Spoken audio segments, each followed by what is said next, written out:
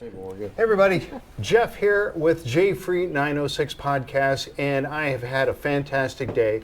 I've had the opportunity to come out. Do you have a name for your team, or is it a... The Mid-Florida Bigfoot Research Group. Thank you. And this is Marie, Chris, and Mike, and we have just come back from this area. We're going to keep this undisclosed, right? Yeah. Okay. Do you want to say we the county? are somewhere in Florida. Somewhere right in now. Florida. Yeah, somewhere in Central Florida. Central Florida. We have had a fantastic day. I tell you, honestly, this has been phenomenal. It really has. And I'd like to go through and use this opportunity now that we have Marie and Chris and Mike here, and we're going to talk to them a little bit and find out a little bit more about them and some of the experiences they have had. So I'm going to step out of the frame here, and I'm going to let us. We're going to start with Marie. Okay. First of all, my name is Marie Dumont, and I'm the founder of the Mid-Florida Bigfoot Research Group and research team. These are my teammates, and Ruby couldn't join us today. So anyway, I've been a paranormal investigator for well over 30 years. It first started with ghost hunting, then it evolved to aliens and UFOs, and then now it's turned into Bigfoot.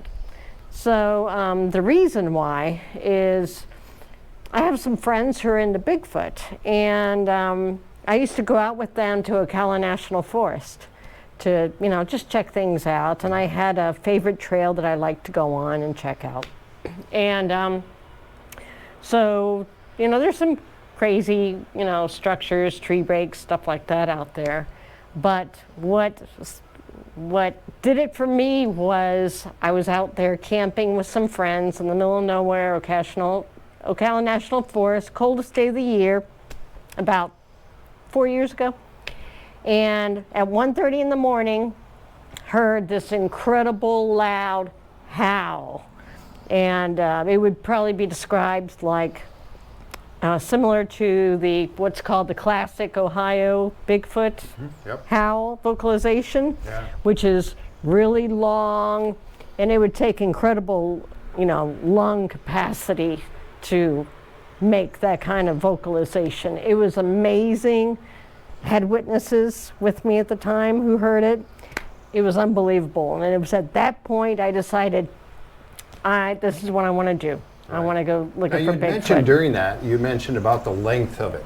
Yes. And how, we've seen, watching Expedition Bigfoot, or we've seen watching the show that was on before that, Finding Bigfoot, and trying to see another human being making some sort of what might be the sound, but the lung capacity is not there to get that extended. So you're talking about a very extended and loud.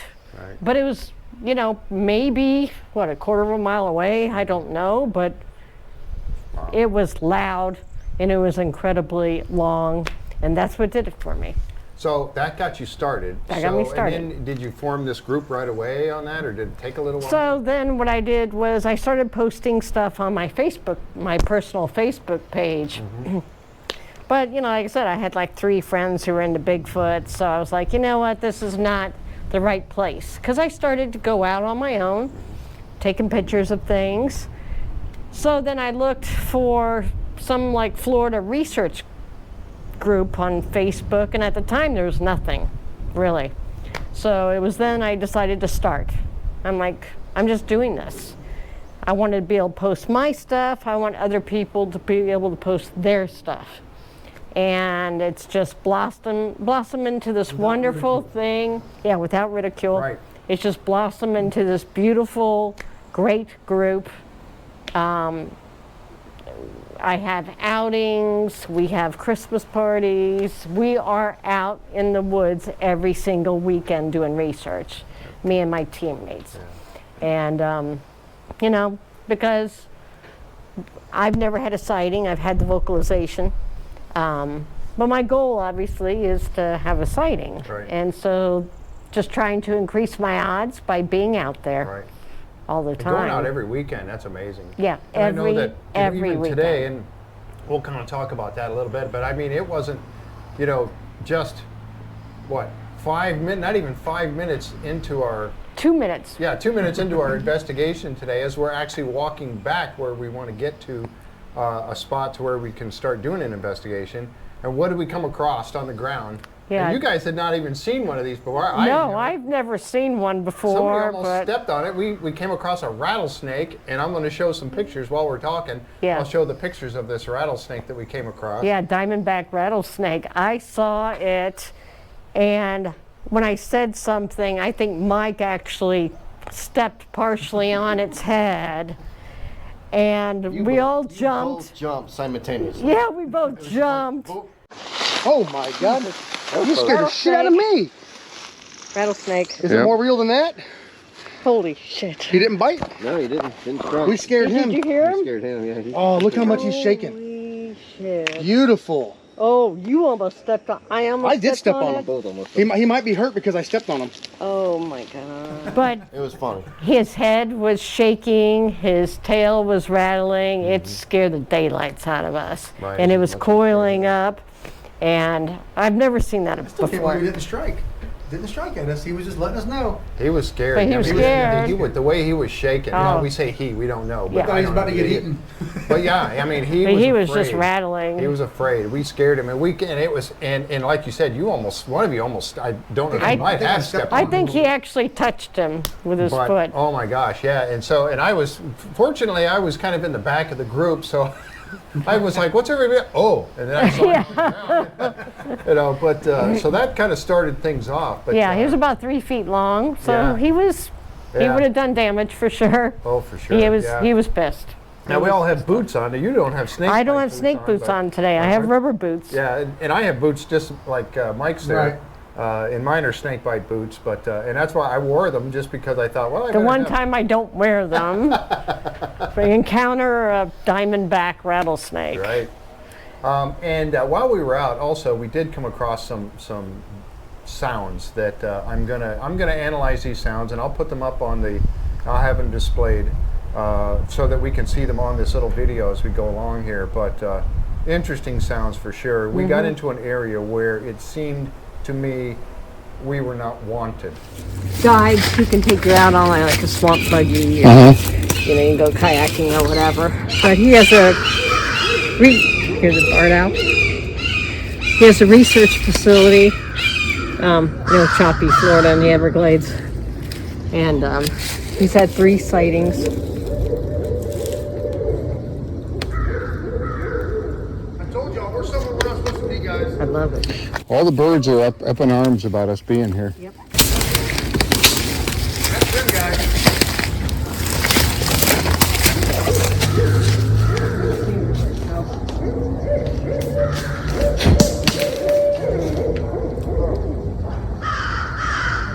Anyway, let's go with Chris. So how did you, tell us a little bit about Chris and how did you get involved in this? What started you being interested in looking for Bigfoot, or Skunkape as they call it here in I've always Florida? been one to wonder what's real in the world, you know what I mean? Always kind of kept an open mind, but ended up being neighbors with the other guy, the other side over there. Mike. And he started showing me pictures and showing me stories, and actually started taking me out, and kind of just fell into it, so to speak. I've had some weird things happen at the last house I used to live at, and there was things that eventually started piecing together to me later on, because I would just, if I was out there late at night, or I mean, it was backed up to a reserve, and you just get this feeling like there's something there, somebody's watching you, and to the point where like you almost like it's time to go inside. Right. You know, there's something's not right, and relating it back and seeing and hearing a lot of the stories and doing the research, it's just something it's fell into. I don't know. I enjoy it. I love going outside and running out in the woods, and never thought I'd be hanging out in swamps with these guys, but Yep. it's cool. It's fun. Yeah, he's the newbie to the group, so So he's been a I'm great learning. asset. Yeah, it's cool. We all get together and have a good time in the swamp. Yep. Looking for Bigfoot. Skunk apes. Skunk apes. or Skunk whatever you want to Whatever. call it. Yeah. Whatever. Skunk you ape. wanna call And them. I had heard that term before, but I never knew that term was associated with the Florida Bigfoot. Well, there's like 2 different things going on in the state. Oh, really? Yeah. You want to talk about that? Yeah, please. Well, it's just based upon reports, things we've heard, stuff we've. We think we're in the transition area. Yeah, there seems to be two different species, Okay. if that makes sense, because, typically the reports of Central Florida all the way to North Florida is like the typical, 6 to 9 foot Bigfoot, big, hairy, all that 5 toe. stuff with 5 toes. But when you start heading south of Central Florida, like around Sarasota, Mayaca, all the way down south, the reports change. The reports are very different. It's a smaller creature that's 5 to 7 feet tall, Okay. very skinny, And the land changes. less hair, Reddish hair too. but very skinny. They're very scrawny, but they have 4 toes Oh, really? versus 5 toes. Oh, wow. So is it a result of inbreeding? We don't know. Or it could be it's a subspecies because the terrain down south is totally different than the terrain in North Florida. And so down there, just like deer in North Florida are bigger than what you find in South Florida in the Everglades because the heat, the humidity. A big animal can't survive out there. So even Florida panthers are skinny. Black bears are skinny. They're just very scrawny because the food supply is different and the heat and humidity is just, Right. That makes sense. it has, evolution has made it like a smaller creature down that way. Even in the Keys, they've got a mini dwarf deer. It's like the back is like that high. Yeah. They're like just little. I mini think deer. I think that they're more primal than. I think they're more animal side, whatever's down south. They don't build structures as much. They don't do half the things that we find up here from here up. But the terrain is also different. Right. You're not going to find teepee structures and stuff in the Everglades that's underwater. Yeah. It's just what you're going to find is something different. It's all pine out trees there. and cabbage palm down there. Yeah. It changes. So, yeah, you So don't they'll have eat the much. cabbage palms, the Yeah, we swamp saw cabbage. Yeah, we saw you showed you were showing, and I got some pictures, and I'll flash those up as we're talking about this as well, because I took some pictures of that. Yeah, so there does seem to be a difference to us, and whether it's inbreeding or a subspecies, evolution, Right. that's just what we feel. You got to see. You ever seen those cabbage palms when they've been ripped out? No. That's I what I have was not. telling The him. hearts of them. You'll come into an area and there'll be 7 or 8 hearts ripped out. You can't dig them out. You can't. pull them out. You can't cut them out. Wow. Because of And the you'll- root system being that deep? It's Oh, they're they're terrible. unbelievably strong. They're Wow. You terrible. can burn them to the ground. And they're come always right the back. same. It's like something grabs it, twists, and pulls it out. Wow. And then you find it like where they ate it and it's been laying around. Bears will do it, but they'll claw it out. Right. So these never have claw marks. They're just ripped out. Wow. They're like twisted and then pulled Yeah, out. pictures? Yes, so I do. Mike, let's jump over to you. What got you started in all of this? I was not I didn't believe in any of this stuff at first. Like I was like, oh, whatever, maybe there might be something out in the woods. But I was going fishing with a buddy of mine about 7 years ago, and we were in Homosassa, going fishing at 6:30 in the morning, and he was looking off into the window looking for deer and whatever he was doing, and I was driving half asleep, and there's a road that you have to come around. It's real woodsy, and as you come around one curve, you can see to the next curve. And as I came around that curve, there was something in the road coming onto the road, and it caught my attention as I'm going around the curve. And I realized, I thought it was a man. I thought it was a dude walking across the road. I'm like, man, that's a big dude. And he walked. As it walked, there was the sun. It was just coming up, and the sunshine was crossing the road. I'll never forget it. And it walked into that light. And when it walked into that light, it went from like dark to almost reddish brown colored. And he was every bit of 7.5 foot. His arms were down past his knees. That was what stood out to me the most. His arms were long, and as he was walking. And as I came around the curve this way and went back, it was gone. I stopped the truck. I'm like, my friend's like, what's wrong? I said, I just saw something. He's like, what do you mean you saw something? I saw something, like an animal? I said, yeah, but it was upright.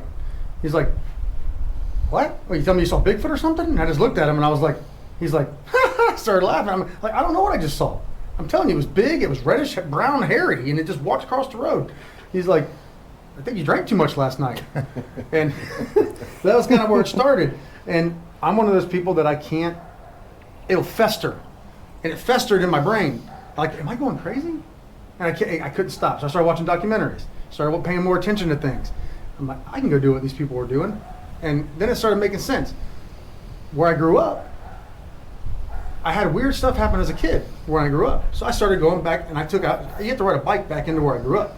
And I rode my bike back there, and that was when I had my first encounter, was back there. My first major, not my first encounter was him walking, but my first encounter alone by myself back in the middle of the woods. And I was walking down a trail that you have to ride a bike for 1.5 miles, get off your bike and walk another 1/2 mile or so, and then it takes you back to where this creek is. I was doing it kind of Google Earth. And as you get back there's another little trail I turned off of, and it's taking me back slowly towards the creek. You're nowhere near anybody back here. And when I walked down that road, there was a branch, a tree that was pushed across the road. And I found 2 little small footprints, almost like kid footprints, barefoot, I found walking into that trail. And I thought those were cool. I took pictures of them. Then I found that tree falling across. And everything in my gut that tells you don't go do what you're about to do, I avoided. I didn't pay attention to it. It said, don't go there. Something pushed that tree across there. It don't want you back there. And I did it anyway. I just stepped over it and walked in. Right when I walked in, I found a bigger footprint that was on the ground. I was looking at that footprint, and it sounded like, if you've ever heard a tree about this big around break, it's loud. Very loud. I have. Really loud. Those palmettos are extremely loud when you bump into them. Well, it sounded like it went, and it fell into the palms. And I'm like, ooh, it startled me. And I knew what it sounded like, something like a tree had just broken and fell over.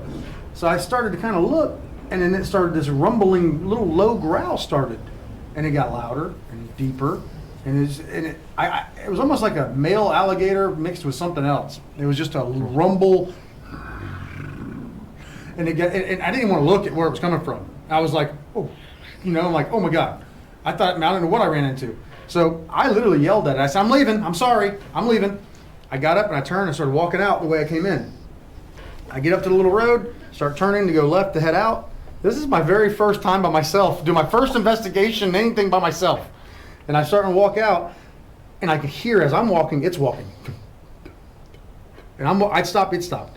And it did this for 1/2 mile with me. Wow. All the way back to where my bike was.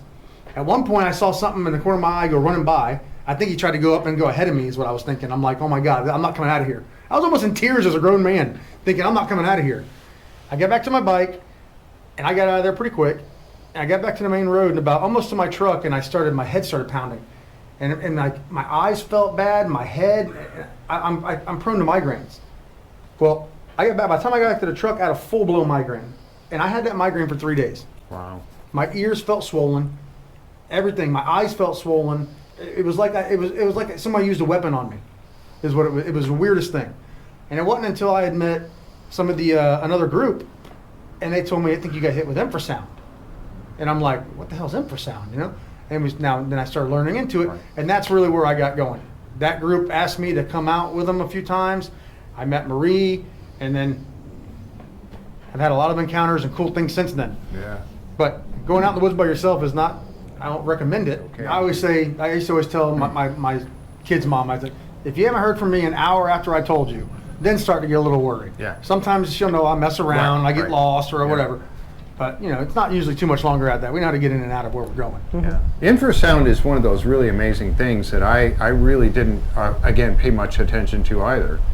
And now, since I've started into this researching Bigfoot, I've come with a lot. It's that level of sound that happens below 20 hertz that the ear can't, the humans cannot hear, but can definitely be affected. Remember the very first episode of Expedition Bigfoot, RPG. Yep. Yeah. Was he affected by something like that? Very possible. I We talked don't to him know that about for that. sure. There's no way you can prove it, but it may have happened to him, and then he didn't return to the show. So we know that lions, tigers, they emit that type of a sound, and it's a warning. Right. Yeah.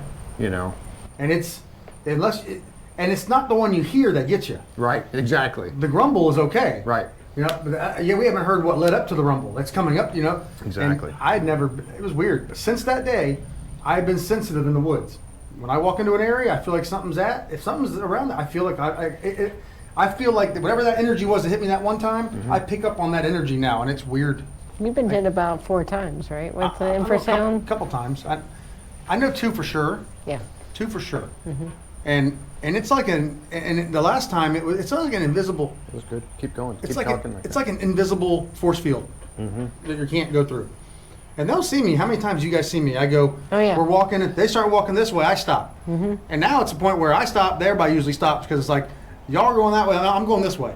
And my nose leads me to where things are. We find all kinds of, like today. I didn't know where we were going today for sure. We just walked back. But like Chris said, you were in mode. You were in go mode. You can tell. It's like my nose is leading me there, you know? You Goes into a different were, gear. how about when you were hit when we went to that equestrian area where you got sick? Yeah, that one, that's what I was talking. That was the second one. Yeah. That was the second He time I got know. physically Sick. sick. Physically. They were walking out this way, and I kept being pulled this way. I was like, I'm going this way. And they're up on the trail, and they're like, Mike, where are you at? And I'm like, it's strong back here. And I got to a spot where I couldn't go. I couldn't walk no more. And I think it was a whole family or something back there. And I'd never been in that area. I didn't, like this area, I've been around these things before. These ones didn't, they don't know me. And I couldn't get by it. It was weird. And then I started getting sick as a dog. I'm like, I'm dizzy. And then I started getting like, want to throw up. And I've never left early. Yeah. I've never left. Or I had to leave. Like I was He was physically really sick. sick. Wow. Physically sick. He was just sitting on a log. He wasn't even moving. I was so dizzy and He disoriented. was like, we're like, Mike.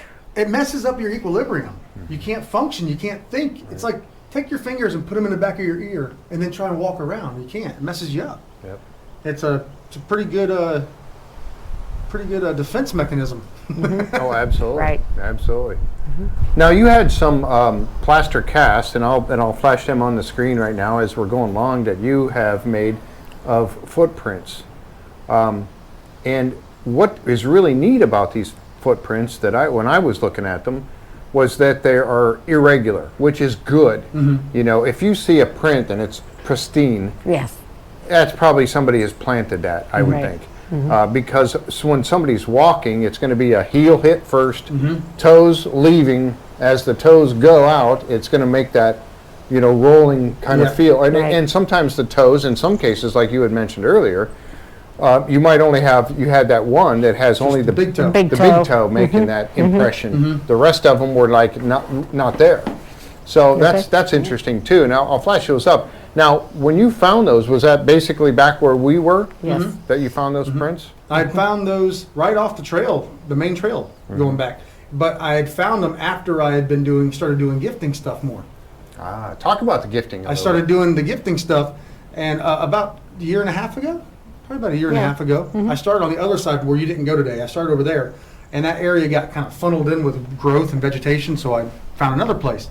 And since I've been doing it at that spot, we've had all kinds of weird stuff. Oh man, we didn't move the ball back today. Dang it. No, it's okay. I wanted to move that back. It's okay. The that gifting area, I'd say at least a year in that spot. And every time I go there, I put out Reese's. Reese's has been my staple. I don't know what it is. I don't know what about them they like. Reese's. Every single time I go there, if I put some there, I put 3 or 4, they're gone. Every single time with the wrappers torn open. So yeah, like I said, this is our gifting area. And we found this out here, about a month ago? Month and a half ago? Yeah. But that was left there, bag right there? which is really It's all unusual. Those were Ruby's Ruby's That's where it was at. her top. Those are hanging in the air. One of them. There's one over there. She had stuff all There's over one the back there. She had like 3 bags. place. Ruby was spoiling them. So yeah, then we found this. And we're like, what the hell is this? That's pretty cool because if you lift it up, there's a hole.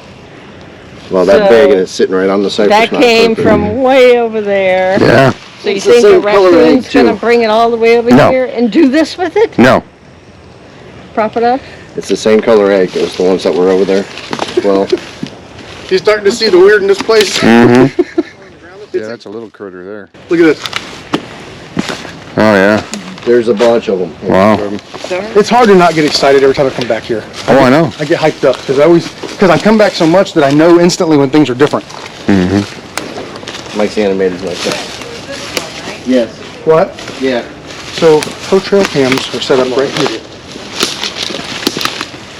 Are they still Oh, yeah. working? Yep. Okay. We got one right there, and there's one over there on that tree. and in between it, We had a whole bunch. we haven't seen what's on that camera yet. But Okay. all of ours gone, and the wrappers are open. So no telling what's on that camera.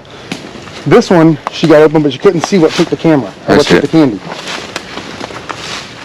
The print that I have, the one with the toes, I got that print from taking another print.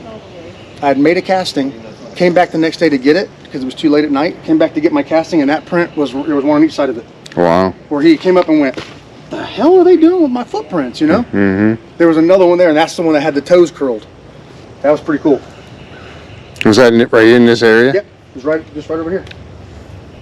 Actually, It's a really cool place. Yeah, and we kind of talked about that a little bit too. If an animal that doesn't have opposable thumbs is getting a hold of a wrapper, chances are it's just going to chew through the wrapper. You're going to see the chew marks in the wrapper, and then you're going to see where maybe it's torn apart, but not torn in that like a person would to Right, actually exactly. grab it and rip it open. Exactly. So, okay, did some person find those in the woods? If I found Reese cups in the woods, I'm not going to eat them. Yeah, I'm not going to eat them. Because I don't know. I would. Sorry. You know, what I thought was cool today was cool was, we found the wrapper open, Yep. and the white part on the bottom pulled out that the cups sit on. Yeah. And then what was right in the middle of it? It looked like a bite mark from the bottom jaw. Yeah, we did see that. It looked yeah. like so he bit the whole cup Yeah. and just took it like the whole bottom mark. Yeah. That was pretty cool. Yeah, I got a picture of that too. That was really interesting. Now we came across that little ceramic cat, things like that. So you leave little things out there and you leave them in one position. Then when you come back to see if it's been moved, The shovel. A lot of times they're moved. The shovel was really cool. Yeah. We'll have to get you some of those pictures. You saw the after. Yeah. We'll get you some of the befores that Okay. you can have. Yeah. Because I was just messing around last time we were here. And the shovel, the little kid shovel was like this, and I stuck a stick under it, so it was making It was very secure. it was very, very, like a Very. little You rabbit couldn't trap. even move the thing. Couldn't move it. And then underneath it was a Reese's, and then And then Ruby apple. stuck a Apple? fruit or Orange or something. apple. I think She an stuck orange. something in there, and we come back and it's gone. That's gone. The thing's moved, and then the football was moved too. It was weird, Yeah. it was messed with. What's going to do that? Yeah. And the egg. And the Oh egg. yeah, tell the egg story. Yes. Yeah, we saw a yes. little chicken coop back there that's not used anymore. Yeah. How far away is the chicken coop? A good couple hundred yards. Yeah. You know? Yeah. Maybe A 100. good 100 yards. So about a month ago, we were out there and we were checking out, setting up, the gifting site and all that stuff. And we're looking around and we're like, what the heck is that? And a few feet away from the gifting area is a cypress knee, and there's an egg shell that is mounted on top of one of the cypress knees. And it's like 1.5 feet in the air. Yeah. So what? Perfect size on top of it.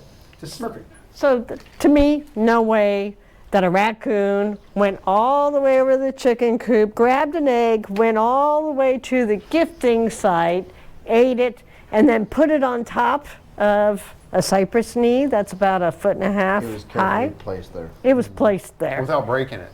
And not a It's coincidence. broken on the bottom, just a little small Yeah, hole. but it's enough to just set it on perfectly there. mounted on it, and not a coincidence that it's right there where the gifting site is.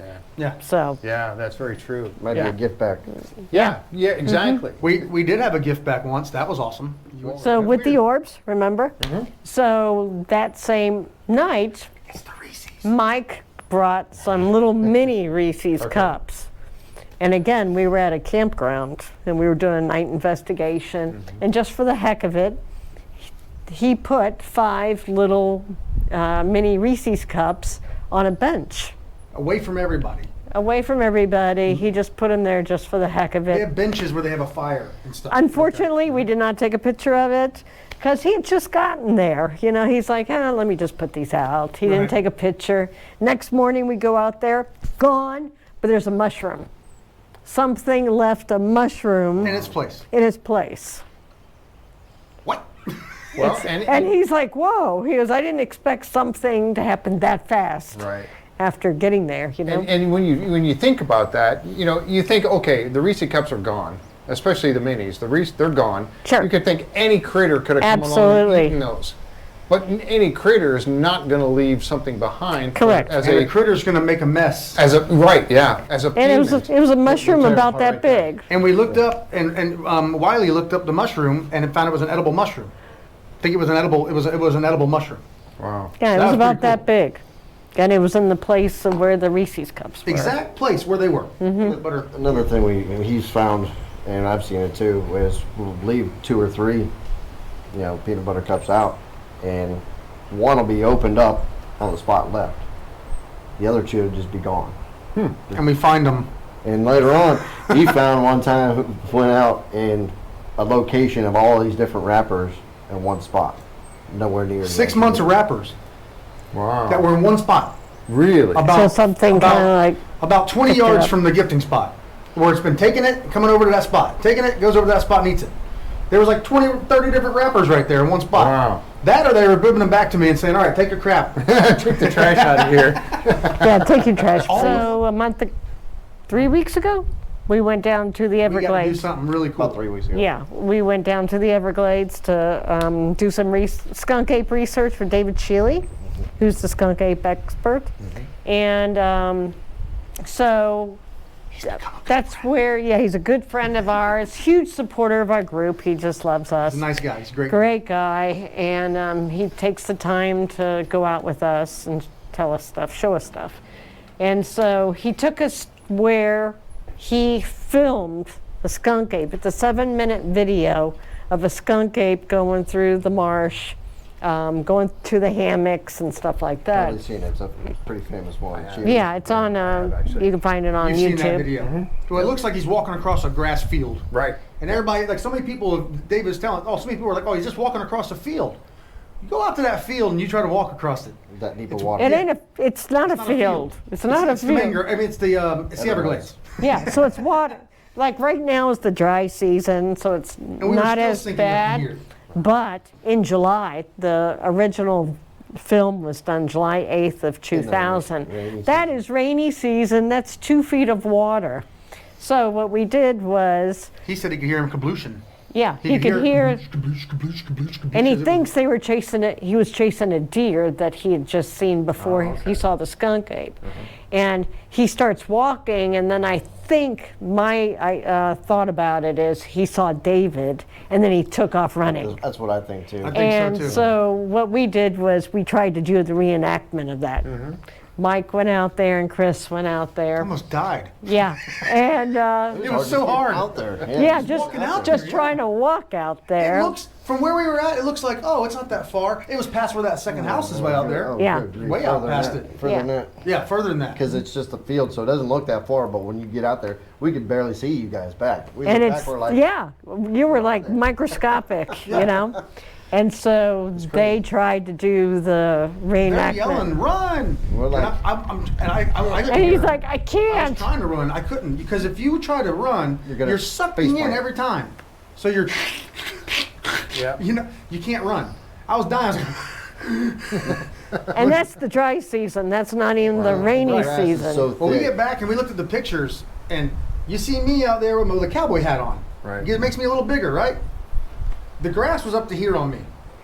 Yeah, you could barely see him. I'm 6 foot, 5'11", 6 foot, and with a cowboy hat on. You couldn't see me, but up to here, the grass was this much up. This thing on his video, You Waist. could see the Waist. arms. You could his see arms, his Yeah, waist, yeah, it was yeah, like his yeah. waist up.